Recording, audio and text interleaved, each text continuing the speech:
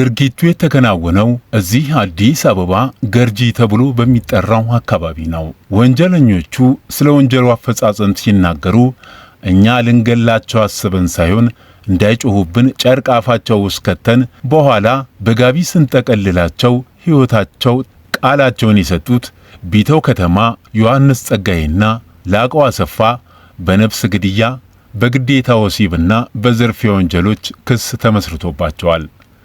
ተከሳሾቹ በከፍተኛ 17 ቀበሌ 25 ገርጂ አካባቢ ነዋሪ የነበሩትን አቶ ብሩ ከተማን ገለው ንብረታቸውን የዘረፉት በዚህ ዕለት ምሽት ነው። እነዚህ ዕድሜያቸው በሃያዎቹ መጀመሪያ አካባቢ የሚገኙት ሶስት ወጣቶች ተሰባስበው የሚኖሩት በወረዳ 17 ቀበሌ 25 ክልል ገርጂ በሚገኘውና ባለቤትነቱ ቀጸላ ሙሉጌታ በሆነ የሻይ ቤት ውስጥ እንደሆነና አንደኛው ተከሳሽ ማለትም ላቀው አሰፋ የተባለው የሻለቃው የሚስት ወንድም እንደሆነ ታውቋል።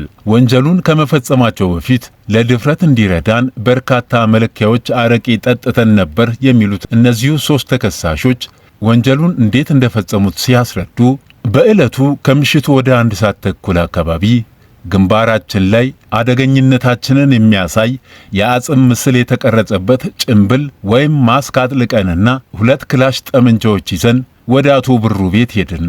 በአጥር ዘለን ግቢ ውስጥ ከገባን በኋላ መኖሪያ ቤት ውስጥ የነበሩትን 3 ሴቶች አንዳንድ በመከፋፈል እጃቸውን ወደ ኋላ በመጠምዘዝ በማሰር አፋቸውን በጨርቅ እየሞላን ሸበብናቸው።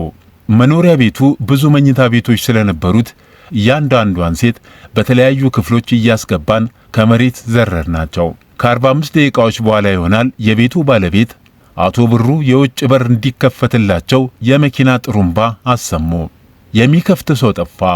ለጥቂት ደቂቃዎች የመኪና ጥሩምባ ካሰሙ በኋላ ራሳቸው የውጭውን በር ከፍተው መኪናቸውን በማስገባት ወደ ቤቱ በመቅረብ በሩን አንኳኩ።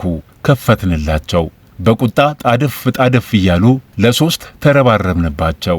እጃቸውን የፊጥኝ አስረን እንደ ሴቶቹ አፋቸውን በጨርቅ ጠቀጠቅነውና በጋቢ ፊታቸውን ጠቅልለን መኝታ ቤታቸው ወስደን ከመሬት ጣልናቸው። ከዚህ በኋላ ብዙ ነጻነት ተሰምቶን በቤት ውስጥ ያገኘናቸውን ውድ ዕቃዎች እያመላለስን በአቶ ብሩ የቤት መኪና ላይ ከጫነን በኋላ ሶስታችንም ወደ ሴቶቹ ሄደን ሶስቱንም በግድ ተገናኘናቸው። የልባችንን አድርሰን ከጨረስን በኋላ ሙዚቃ ከፍተን መዝናናት ጀመርን።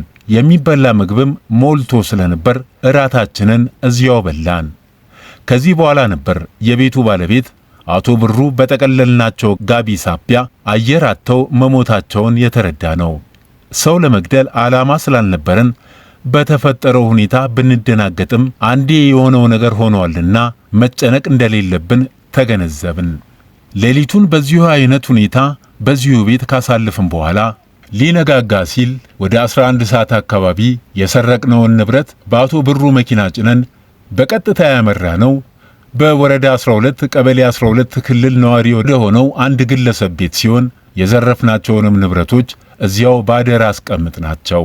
ከዚህ በኋላ የዘረፍናቸውን ንብረቶች የሚገዛን ሰው ስናፈላልግ ከዋልን በኋላ የወርቅ ሐብል ዳጎስ ባለ ብር ከማስያዛችን በስተቀር ምንም ንብረት ሳንነካ ውለን ንብረቱንም እዚያው ወዳጃችን ጋር አሳደርን። ከዚህ በኋላ ብዙም ሳይቆይ ሁላችንም በቁጥጥር ስር ዋልን። የዚህ የወንጀል ድርጊት ሪፖርት የደረሰው የአዲስ አበባ ከተማ ፖሊስ የተሰረቀችውን መኪና የሰሌዳ ቁጥር በመላ ከተማዋ ለሚገኙ የፖሊስ ክፍሎች ካስታወቀ በኋላ ጥብቅ ክትትል እንዲደረግ ትዕዛዝ ያስተላልፋል።